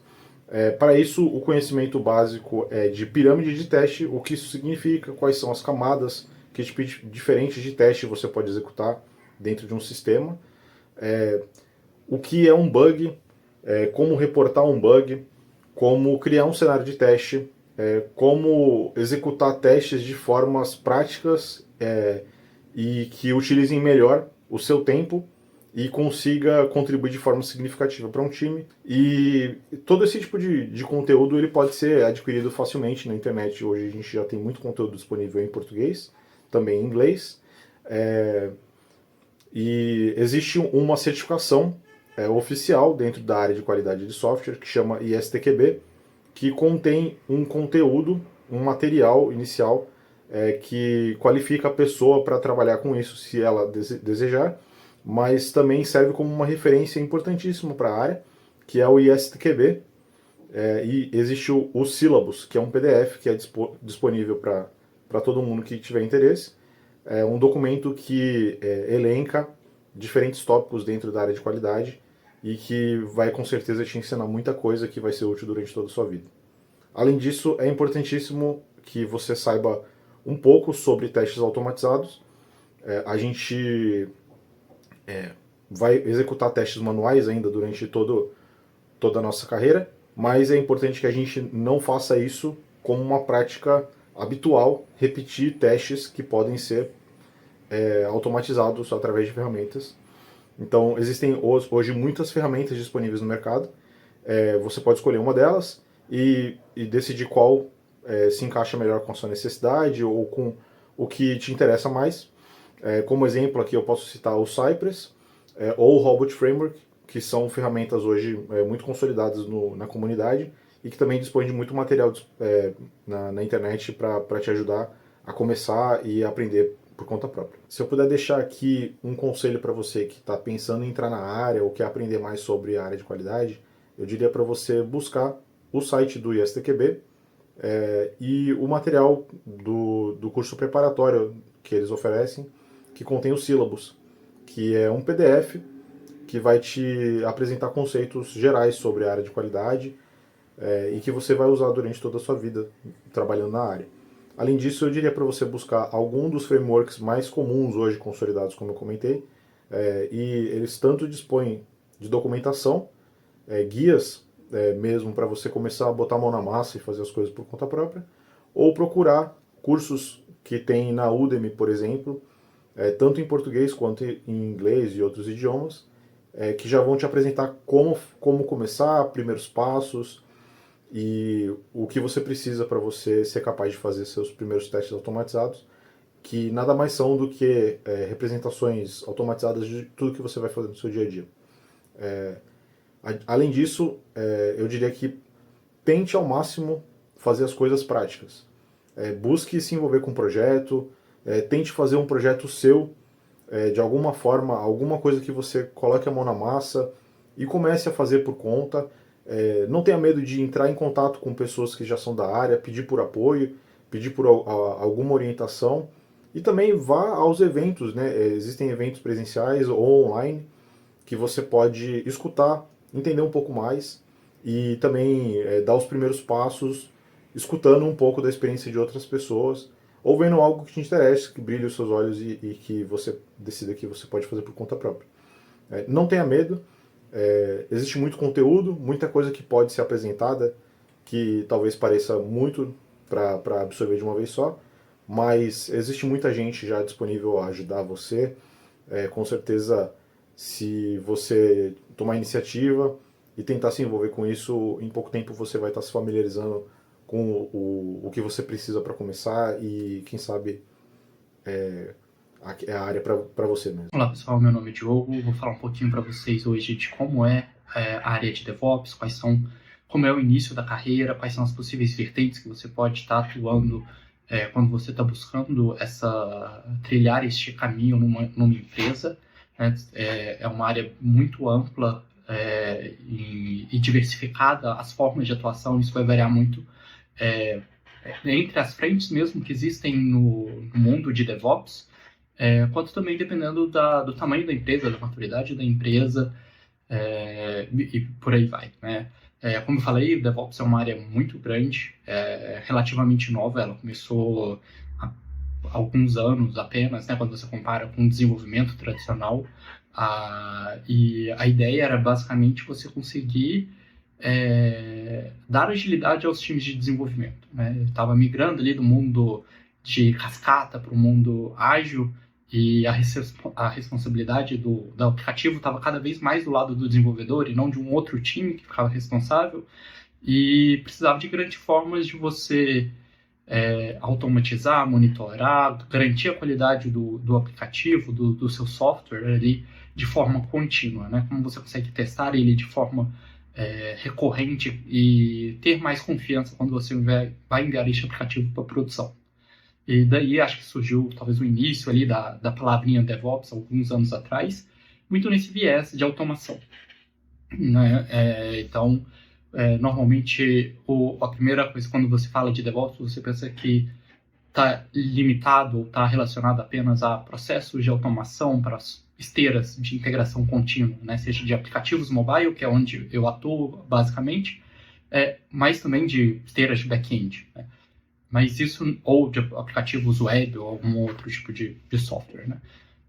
Mas não, com a evolução com o passar do tempo, não é só isso, né? Hoje DevOps é um termo quase guarda-chuva, você vai ouvir falar de DevOps, GitOps, SRE, FinOps, DevSecOps, né? E são todas formas diferentes de atuação que você pode buscar ou se especializar. Talvez você é uma pessoa que gosta muito de automação, né? Você gosta de resolver problemas e automatizar, facilitar a vida dos outros desenvolvedores. Você vai muito para uma vertente, talvez, de trabalhar ali com integrações contínuas, com Jenkins, GitHub Actions, GitLab CI, entre outros, né, que existem no mercado hoje em dia.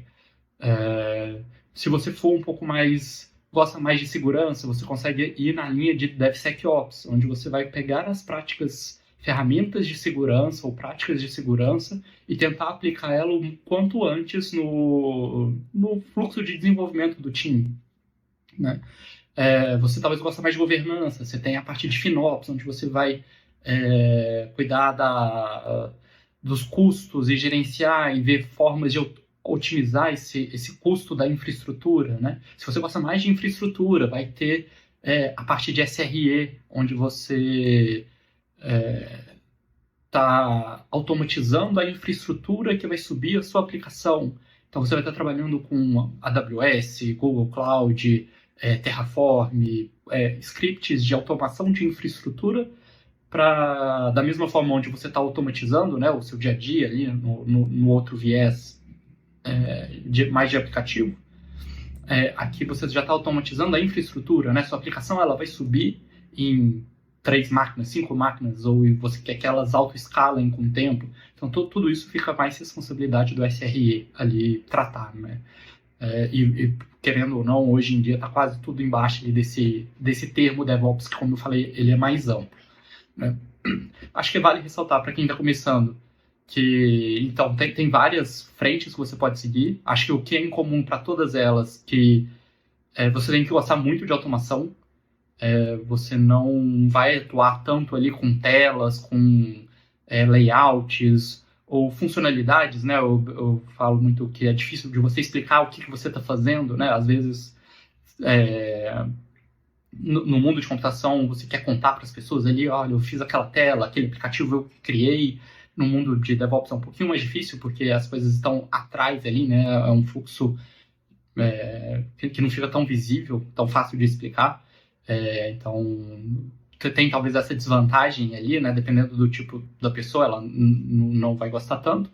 Mas tem bastante oportunidade, é uma área que normalmente as pessoas não conhecem, né? Elas não saem da faculdade, buscam por ir atrás da área de DevOps, elas acabam descobrindo quando já estão na empresa e começam a atuar com automação e vão vendo na hora que vem estão atuando com DevOps também, né? Com automação, com integração contínua, com infraestrutura, ou DevSecOps, ou qualquer outra, uma dessas vertentes, né? Também acho que é importante ressaltar que o dia a dia, né? Você vai acabar trabalhando muito com terminal, com linguagens scriptadas, na maioria das vezes, Python. É importante mexer com Bash, né? Saber alguns comandos de Linux ou Windows, né? Mais abaixo nível, são importantes para você ir cada vez mais crescendo na carreira. E também alguns pontos importantes ali, como é uma área muito central, né? Ela vai estar fazendo interação com outros desenvolvedores, então você vai ter bastante interação também com outros times, eles vão te pedir ajuda, você vai pedir ajuda para eles, então é uma área que acaba tendo muito relacionamento com outras áreas também, isso é importante, né? E dependendo também da vertente que você for, você pode acabar também, você precisa de estar preparado para eventualmente atuar em horários de madrugada, ser acionado. Claro que isso vai variar de empresa para empresa, né? Mas como é uma área muito requisitada e central ali, é importante o conhecimento que essa área detém, ela acaba também sendo bem crítica e demandando ali essa atenção extra, talvez. Olá, eu sou Carol Tequita, eu sou criadora de conteúdo e eu trabalhei na indústria de jogos por quase 8 anos. Hoje em dia eu não trabalho mais, mas eu tive essa experiência trabalhando e tendo meu próprio estúdio de jogos. Eu vou falar um pouquinho sobre isso aqui. A primeira coisa que a gente tem que pensar é o que faz um desenvolvedor de jogos. Dentro do desenvolvimento de jogos, a gente tem diversas profissões. Nós temos os artistas visuais, né? Nós temos ali os engenheiros de som, nós temos ali ilustradores, artistas 3D e temos os programadores, né? Os game developers, que vão ser responsáveis por desenvolver ali toda a parte de programação dos jogos para fazer aquilo realmente virar mágica, né? Digamos assim. Todas as funcionalidades do gameplay e tudo mais, você, desenvolvedor de jogos, que vai desenvolver, tá? Beleza? E aí um ponto que a gente precisa entender hoje, principalmente, né? Falando assim, cara, mas o que um desenvolvedor de jogos ele vai estudar? Ele vai ter que estudar diversos assuntos ali. Ele vai estudar sobre física aplicada a jogos, ele vai entender sobre shaders, sobre efeitos especiais, ele vai entender sobre modelagem 3D, né? Ele vai entender um pouco sobre animação, ele vai precisar entender um pouquinho sobre som, né? Porque se você pensar, o jogo, ele é uma peça muito complexa. Então, ele tem tudo isso que eu falei. Ele tem arte, ele tem animação, ele tem 3D, dependendo do jogo que você está trabalhando, né? Mas ele tem efeito especial, então ele tem todos esses fatores. Então, um profissional que trabalha nessa indústria de jogos, né, com desenvolvimento de jogos, ele é bem multidisciplinar. Então, você vai entender sobre diversas esferas ali dentro do desenvolvimento de jogos. E é interessante pensar, né, que você também pode se especializar. Então, existem programadores que são especialistas em física, programadores que são especialistas ali em efeitos visuais, programadores que são especialistas ali em gameplay, né, que são as mecânicas de jogos. Então, programadores que podem ser especialistas em desenvolvimento de interface, que são os menus e tudo mais. Então, mesmo dentro dessa indústria, também tem especializações. Só para a gente entender que é um universo meio diferente do que a gente lida com programação, né? É todo um universo de desenvolvimento de jogos. Para quem está começando hoje, principalmente, é legal entender sobre as game engines, que são os motores de jogos. Assim como a gente tem os programas para desenvolver software, né? A gente tem os programas específicos para desenvolvimento de jogos, que é o que a gente chama de game engines, né? Hoje a gente tem as duas principais game engines do mercado, né? Que é justamente a Unity e Unreal, né? A Unity ela vai trabalhar com a linguagem C# e a Unreal vai trabalhar com a linguagem C++. Por isso, essas são as principais linguagens do mercado, C# e C++. Você que está pensando em entrar nesse mercado de desenvolvimento de jogos, eu recomendaria que você escolhesse uma das duas. E aí eu já vou dar um destaque principal para a Unity, né? Porque a Unity é a engine de jogos mais popular do mercado para desenvolvimento de jogos independentes. E por que isso é tão importante aqui para o Brasil? Porque o Brasil ele não tem um mercado mainstream muito estabelecido no desenvolvimento de jogos. É claro que está evoluindo bastante, né? Mas a gente ainda não tem grandes estúdios de jogos aqui no Brasil. A gente tem casos pontuais como a Aquiles, como o Behold, que ganharam prêmios lá fora, mas a gente não tem um mercado tão consolidado quanto outros países, como Canadá, Estados Unidos e tudo mais. Ou seja, a maioria dos estúdios são estúdios independentes. Quando a gente fala de estúdios independentes, são estúdios que têm ali 3, 4, 6 pessoas, né? E esses estúdios, eles preferem a Unity justamente pelo histórico de facilidades que a Unity ofereceu para a comunidade desenvolvedora independente, né? Então, assim, a minha recomendação para quem está começando é justamente aprender uma dessas tecnologias, ou C#, ou C++, ou Unity, ou Unreal, mas eu focaria principalmente na Unity, porque o mercado brasileiro, no mercado brasileiro principalmente, ela é mais forte, digamos assim. Outro ponto que a gente precisa entender, no mercado de desenvolvimento de jogos, para você começar a atuar nesse mercado, é muito importante ter portfólio, então é muito importante você começar a desenvolver os seus jogos. Se você tem interesse nesse mercado, eu super recomendo que você participe das maratonas de jogos, que é o que a gente chama de Game Jams.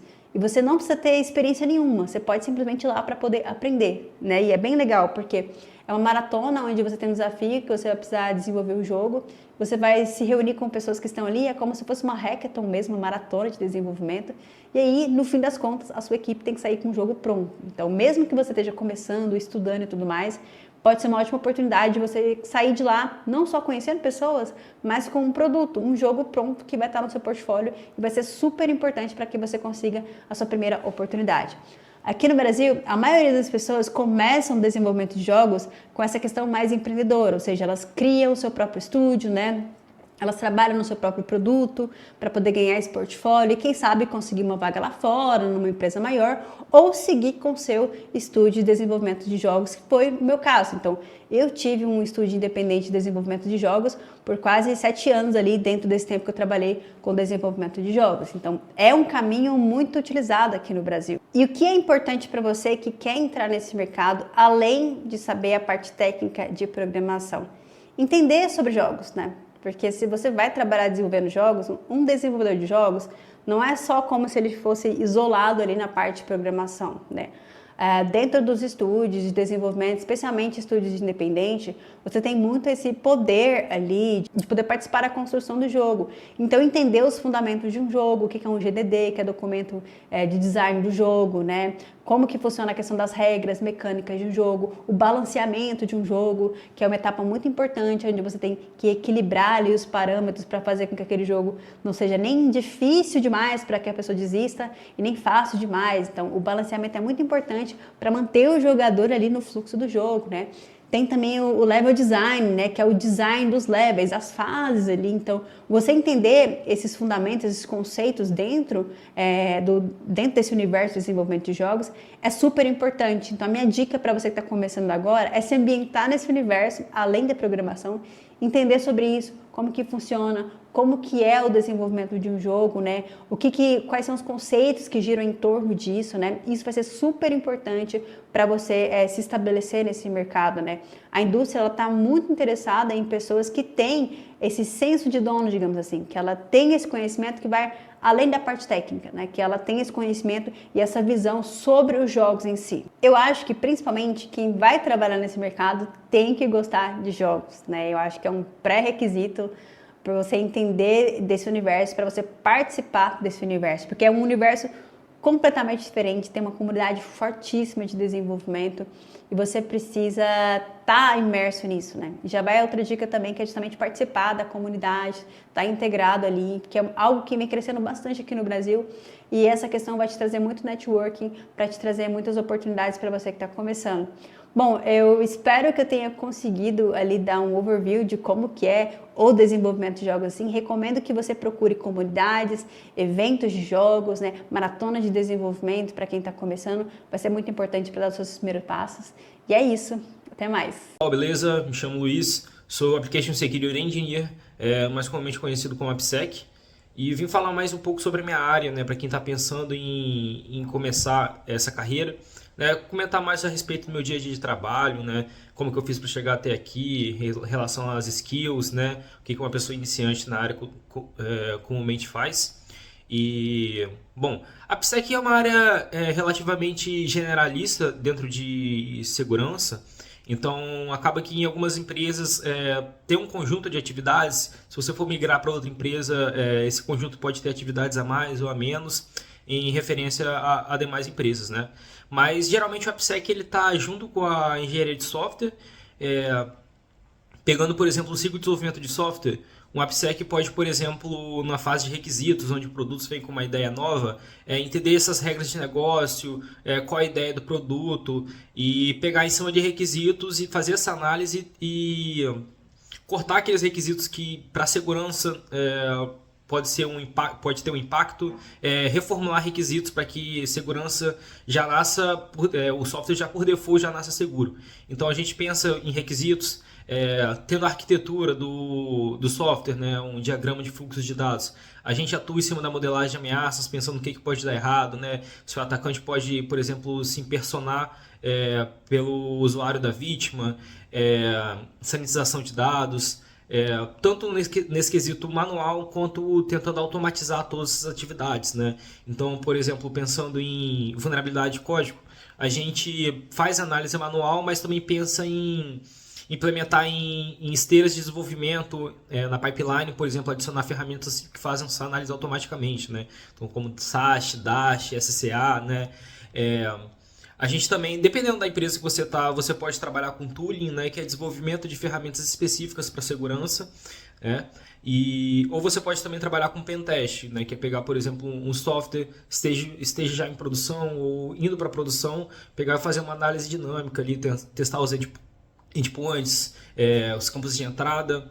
Em relação às skills, né? Então, o AppSec acaba que você precisa saber desenvolvimento, né? Minimamente saber ler um código, conseguir navegar, né? Ter um entendimento muito forte sobre do que pode dar errado, né? Então, eu considero fortemente ali, por exemplo, os conteúdos da WASP, né? Sempre tá lendo, tá antenado nas ameaças que são recorrentes no mercado, tá? Soft skill também é muito necessário você saber mais negociação, né? Porque realmente a parte difícil muitas das vezes a empresa ou o dev que está com a vulnerabilidade para corrigir, ele não consegue entender a criticidade daquela vulnerabilidade ou não sabe como corrigir. Então, a skill de negociação e saber passar um conhecimento, né? O porquê aquilo é vulnerável de uma forma clara é muito importante. Para além das skills técnicas, é claro, ali, como comentei, de pentest, né? De saber de código. E além disso, né? O iniciante, geralmente, ele está nessas atividades mais... analisar produtos internos, nada que, por exemplo, tem um endpoint aberto para rede externa, né? Fazer atividades ali de code review, geralmente essas atividades falando de produtos menos críticos, né? Olá, galera do Codando TV, espero que todos estejam bem. Meu nome é Débora Silva e vim dar aqui uma contribuição para falar um pouquinho com vocês sobre a minha atual área na área de tecnologia onde eu atuo. Bom, eu atuo desde que eu entrei na área de tecnologia, que foi 2021, estou há 4 anos na mesma empresa, na área de Cloud Computing. Então, Cloud nada mais é do que a gente sabe que existem os hardwares físicos e nada é do que migrar essa carga de trabalho para uso através da internet.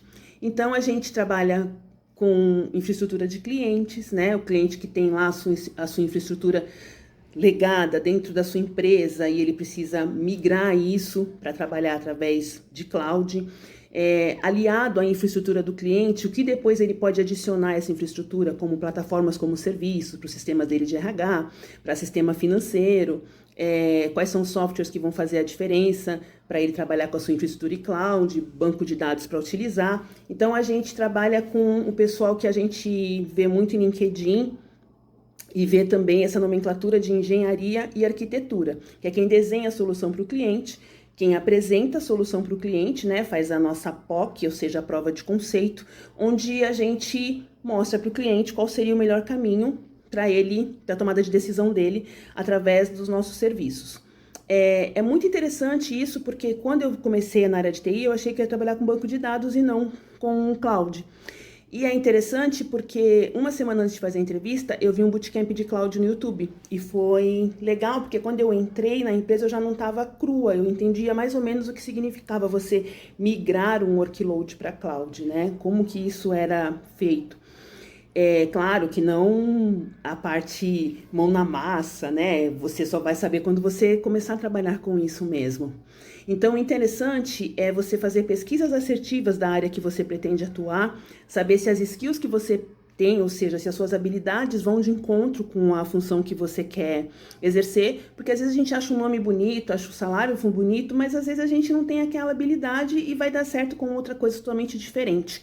Então, eu acho que tanto o LinkedIn, como o YouTube, como o Instagram, essas redes sociais, elas são um ponto-chave para que a gente possa utilizar com mais clareza e mais assertividade para descobrir quais são essas habilidades que precisamos ter, cursos gratuitos, youtubers que falam da sua função no dia a dia, de como eles trabalham, qual a média salarial no país ou fora dele, caso seja a intenção para trabalhar, se é possível começar sem um segundo idioma. Então, entender como funciona o que você pretende fazer é muito interessante para que você possa... Claro que a gente vai chegar crua no primeiro momento, se você nunca trabalhou com aquela determinada área, mas entender o conceito, porque a gente tem que entender que na tecnologia, a gente entender as regras é tão importante quanto a ferramenta que a gente vai utilizar para colocar essas regras em prática, né? Porque as ferramentas a gente aprende, elas mudam, elas atualizam. Entender o conceito do que a gente precisa entregar é muito mais importante. Então, o meu conselho para quem quer entrar na área é foque no segundo idioma, sim. Ele pode ser o espanhol ou o inglês. Acredito que o inglês é mais, a gente sabe, tanto para termos técnicos, quanto tem muita certificação que ainda não está para o nosso idioma português. Então, é interessante. Se você quer fazer uma carreira fora do país, então nem precisa falar, né? Ter o segundo idioma é importante. Não ficar adicionando tudo que você vê no LinkedIn ou no Instagram sobre fazer buscas mais assertivas. Hoje a gente pode trabalhar com inteligência artificial para isso também, utilizando palavras-chave e sabendo que a gente pode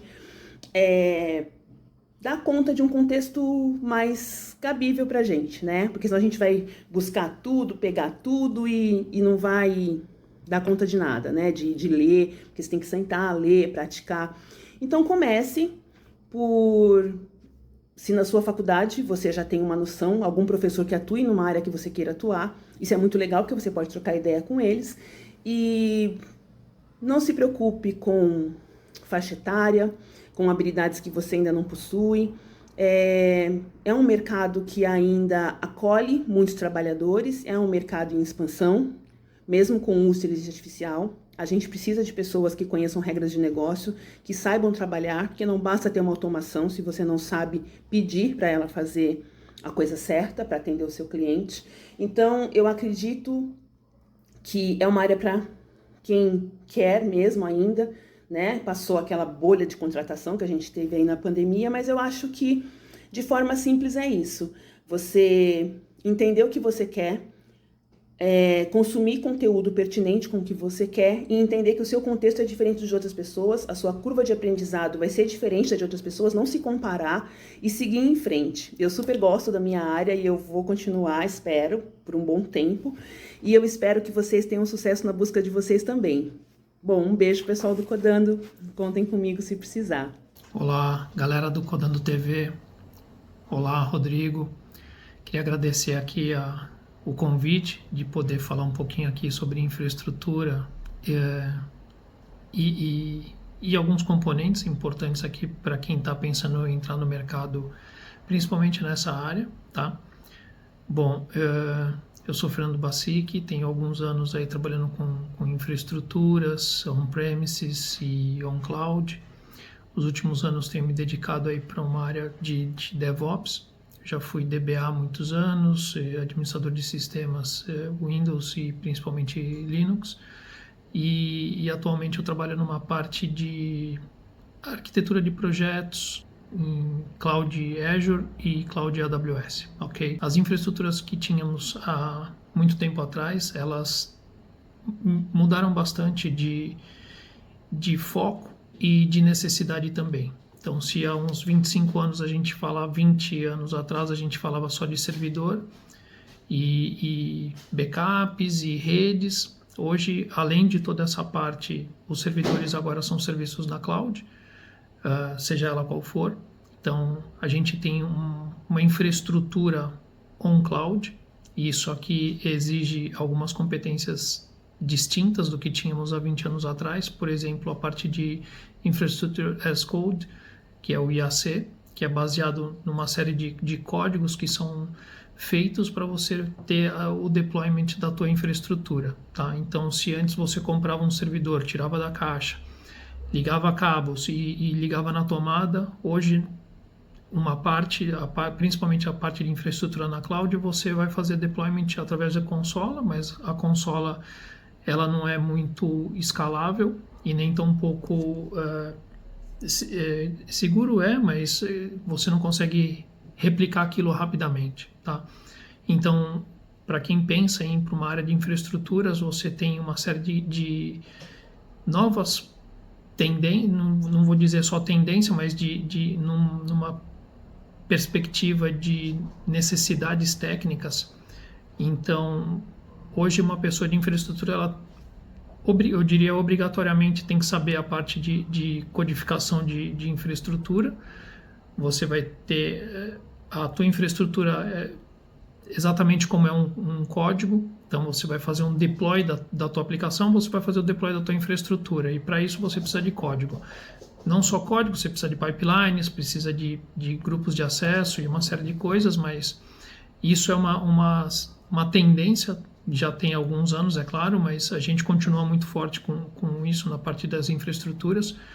A infraestrutura on-premises, ela é um pouquinho diferente, isso já é bastante consolidado, que é a parte de virtualização, Isso também tem grandes corporações que ainda têm essa parte das suas infraestruturas baseadas em VMware ou outro virtualizador. E aí você também tem codificações, você tem parte de automações de algumas atividades cotidianas que requer codificação também, ok? Então, a parte do on-premises, só o ferro mesmo, ele quase não existe mais, então você tem que ter uma camada de... Quando a gente pensa em on-premises, você vai ter que pensar nisso como um layer de virtualização. A pessoa tem que estar preparada para isso. Então, é uma carreira específica, tá? Quem vai se dedicar a VMware tem muita coisa para estudar, tem muita coisa para conhecer. Quem vai se dedicar para uma cloud, ou uma cloud no geral, vamos dizer assim, pensa AWS, Azure, GCP, OCI, seja ela qual for, você vai ter que se preocupar em fazer o deployment através de um IAC ou através de Terraforms com Ansible e por aí vai. Então, estamos falando de uma pessoa de infraestrutura que tem que saber programar? Sim, é exatamente isso. Eu vejo que, além das infraestruturas ter essa necessidade do deployment através de código, eu vejo muito crescimento na parte de monitorização, tá? Elasticsearch, Kibana, você tem aí uma série de ferramentas que são famosas, são extremamente consolidadas aí no mercado, que vão fazer a monitorização com New Relic, ou seja lá qual for a ferramenta que a empresa que você trabalha escolheu e já tem lá implementada, ok? Então essa parte de monitorização ela também é baseada em código. Você tem que saber ali os códigos, não é só saber instalar a ferramenta, tem que saber montar dashboard, montar regras, implementar tudo isso, interligar essas coisas todas é extremamente importante e necessário, e também é uma carreira, tá? Então, se engana todo aquele que, eu sou uma pessoa de infraestrutura e faço tudo isso em altíssimo nível de excelência. Claro que existe essa pessoa, mas estamos falando aqui de carreiras distintas. Carreira de quem vai fazer infraestrutura as a code em cloud. Você tem essa pessoa, é uma role exclusiva. Você vai ter uma pessoa de monitorização também. Então, você vai se preocupar em fazer as regras, em definir métricas e implementar tudo isso. Esse foi o vídeo que criamos para você, para te ajudar muito na sua entrada para a carreira em TI. Então fique tranquilo, absorve bem, que é bastante conteúdo. Se você precisar revisitar um ponto ou outro, fique à vontade. Eu também vou deixar o contato e o nome dessas pessoas incríveis que gravaram aqui no Codando TV com seus LinkedIns. Então mande mensagem para essas pessoas falando que eu vi você no Codando TV, quero tirar mais umas dúvidas. Eu tenho certeza que essas pessoas vão ficar bem contentes. Se você está até aqui comigo no final do vídeo, deixe seu like, se inscreva no canal, compartilhe para os seus amigos, para suas amigas, para as pessoas que estão interessadas em entrar no mercado de TI, esse mercado tão incrível que pode ajudar sim e melhorar bastante a vida de todas as pessoas. Beleza? Valeu aí e abraço!